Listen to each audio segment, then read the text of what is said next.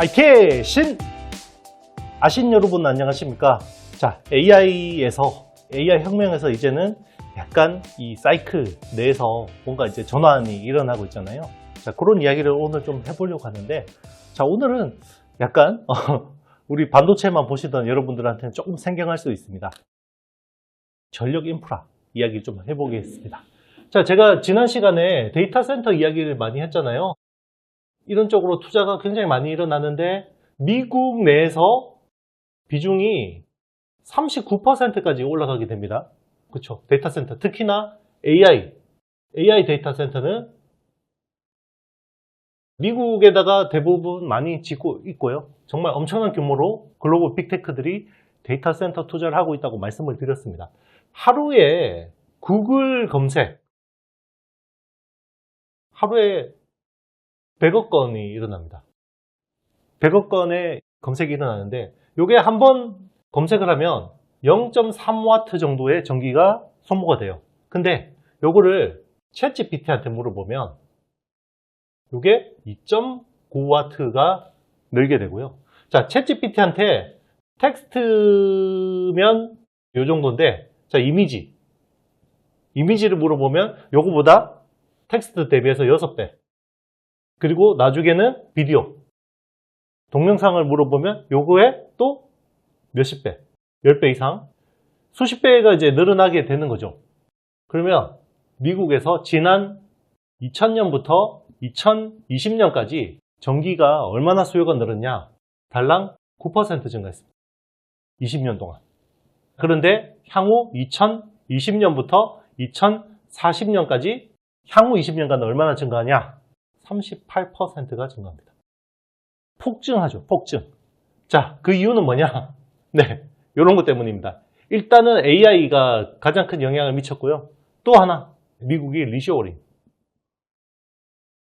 해외에 있던 제조 라인들을 다 미국으로 가져와서 만들려고 하고 있죠. 이건 뭐 트럼프든 해리스든 다 똑같은 이야기입니다.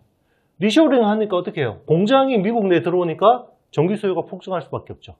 그러니까 갑자기 전기 수요가 크게 늘어본 적이 없던 미국이라는 나라에서 갑자기 전력 인프라 투자를 굉장히 많이 해야 되는 이런 기현상이 벌어진 겁니다. 항상 제가 이야기했죠, 여러분. 쇼티지는 다 돈이다. 어디서? 주식시장에서. 물론 뭐 이미 많이 올랐다라고 생각하실 수도 있는데요. 이게 그럼 단기적이냐 구조적이냐? 마찰적인 요인은 아니죠, 여러분. 네, 구조적인 요인이 될 가능성이 높습니다. 그래서 여러분들은 지금부터 투자하기 위해서 공부하셔도 늦지 않다. 이렇게 생각합니다. 네, 그래서 한동안 이제는 원자력, SMR 같은 소형 모듈 원자로가 미래다. 이런 이야기를 해서 관련주들이 막 오르기도 했습니다. 네, 맞습니다. 그럴 수도 있어요. 근데 전력 인프라는요, 당장 급한 거부터 해야겠죠. 단기적으로는 유틸리티 쪽으로 있는 발전소 가지고 잘 해야겠죠. 이런 쪽으로 단기적으로는 주목받을 수밖에 없고, 또 이게 조금 더 시계열을 중기적으로 보면 신재생 에너지, 제일 만만한 게 태양광이죠. 그리고 에너지 저장 시스템. 그리고 요거를 아주 장기로 보면 SMR이 저는 유력하다고 생각합니다.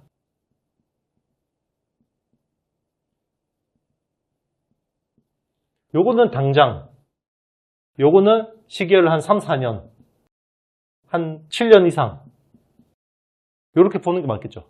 타임 스케줄을 맞게 그러면 봐야 되는 기업들이 뭐가 있냐. 당장 유틸리티, 발전소 쪽에서 뭔가 효율을 뽑아낼 수 있는 회사들은 컨스텔레이션 에너지. 여러분 요즘에 뭐 찾기 힘드시니까 티커로 알려드리겠습니다. CGUS.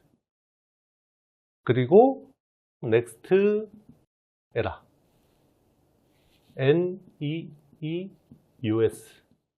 그리고 신재생 에너지 쪽에서는 태양광 쪽으로 제일 잘하는 애가 퍼스트 솔라죠. 네, 퍼스트 솔라. 그리고 ESS, 플루언스 에너지. 이런 회사들은 한글로 치셔도 충분히 찾을 수 있으니까 이렇게 알려드리고요. 그리고 소형 원자료 이런 쪽으로 제일 그래도 대장주 뉴스케일 파워.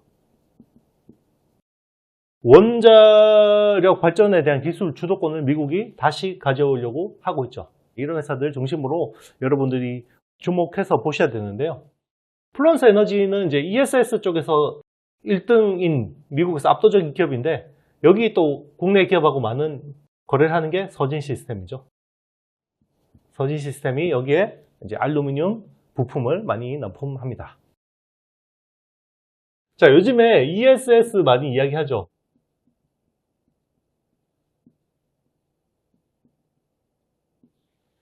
요거는 사실 배터리 덩어리입니다. 그죠? 그래서 전기차하고 많이 좀 비교가 되긴 하는데요.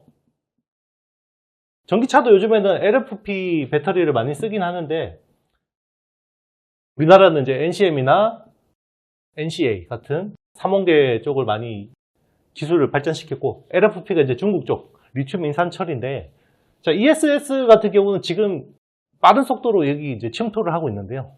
그 이유는 결국 가격이 중요하고요.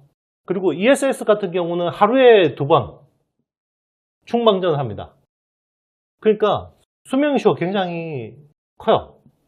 수명 이슈, 안정성이 굉장히 중요한데 자, 이런 측면에서는 가격도 싸고 이런 LFP가 좀 그래도 효과적이기 때문에 원래는 LFP 비중이 21년도만 해도 25% 비중에 불과했는데요. 이게 지금 현재는 95%까지 거의 뭐 LFP 배터리가 장악했다고 보실 수가 있고요.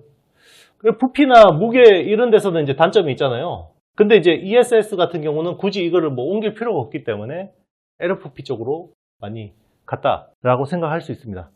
그래서 국내 여기 관련된 업체가 SK 가스 그리고 SK 이터닉스 같은 회사들이 이런 관련된 비즈니스, 특히 이제 미국 향으로 많이 열심히 하고 있다. 이렇게 생각하시면 될 것 같습니다. 네, 그러면 미국 1등 ESS 업체인 플루언스 에너지에 대해서 한번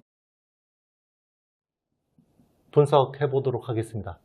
FLNC US 플루언스 에너지라는 회사고요. 자, 이 회사 같은 경우는 올해 매출이 29.3억 달러 그리고 영업이익은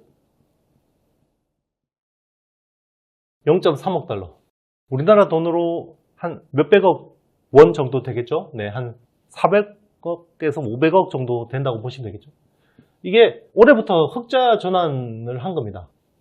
당연히 이제 아무래도 신재생 에너지다 보니까 아직까지는 재무적인 부분에서는 좀 취약하다고 볼 수 있고요. 시총은 우리나라 돈으로 한 1조 5천억 정도라고 보시면 되고요. 최근에 아무래도 해리스 후보가 지지율이 올라가니까 토론대에서 잘했다 이래서 주목을 받고 있는 회사라고 보시면 되고요. 그래서 ESS 쪽에서 1등인데 여기 이제 경쟁하는 게 테슬라입니다. 근데 이제 테슬라 같은 경우는 순수 ESS 업체라고 보기 힘들죠. 그래서 아무래도 테슬라는 전기차 업체로서 아직까지는 이게 더 강하기 때문에 여기 전문화한 플루언스 에너지가 좀 더 경쟁력이 있다고 볼 수 있고요. 이 회사 같은 경우는 그냥 ESS 뿐만 아니라 여기에 AI 기반으로 해서 전력 관리 그리고 전력 거래 소프트웨어도 제공해 줍니다. 이런 것들을 다 같이 수직 계열화해서 한다고 보시면 되고요. 사실 ESS 사업이라는 게 결국 대규모 금융이 굉장히 조달이 필요한 상황이거든요. 자금 조달이 굉장히 필요한 건데 여기서 금융 조달 성공률이라고 하는 게 있는데요. 여기서 플루언스 에너지가 94% 수준이고요. 테슬라가 여기서는 한 89% 정도 됩니다. 그래서 굉장히 어떻게 보면 전문 업체로서 그냥 굉장히 지금 인정받고 있다고 보시면 되고요. 최근에 이제 리튬 가격이 하락하면서 리튬 가격이 하락하면 전기차 2차 전지 밸류 체인은 안 좋은데 이 회사는 ESS 원가가 떨어집니다.